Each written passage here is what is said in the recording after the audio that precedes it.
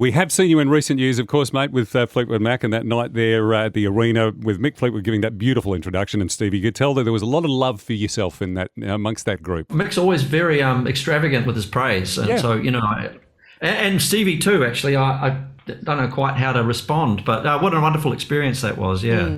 Oh, you can tell how much I love "Don't Dream It's Over" in particular, but the whole your body of work. It was a wonderful night. Is it vastly different to be backstage with Fleetwood Mac to being backstage with Crowded House, or is being on the road with great talent just being on the road with great talent? I mean, the remarkable similarities in classic bands in the sense that every individual in a classic band is not just your regular kind of professional musician type. They're all quirky and very characterful and no different in Fleetwood Mac as it was in Crowded House. But that's what makes great bands, I think, is the personality and the character. The difference backstage largely is that Crowded House gather in the same room to get ready. Right. And everyone has their individual rooms with Fleetwood Mac.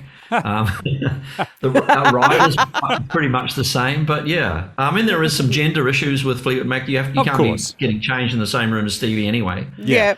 There's a lot of humour with Crowded House, always was backstage. You know, when you don't get dressed in the same room, you don't have the benefit of that. So, but certainly, you know, both bands, wonderful experiences. Yeah, and backstage now, I mean, backstage and on stage with your boys, with Elroy and Liam there as well. That must be different once again, mate. Another level having the family with you. Yeah, it's just a bit of towel flicking. Yeah. And, you know, fruit throwing every now and again.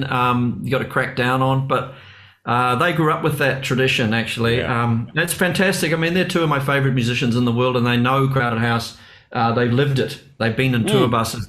So they get the humour, they get the aesthetic, the soul, and now with Mitchell Froome to complete the, you know, picture, he who was there at the beginning of the band, who played the B3 organ solo on "Don't Dream It's Over." It feels like a very soulful lineup, and we're thrilled to be able to bring it to you.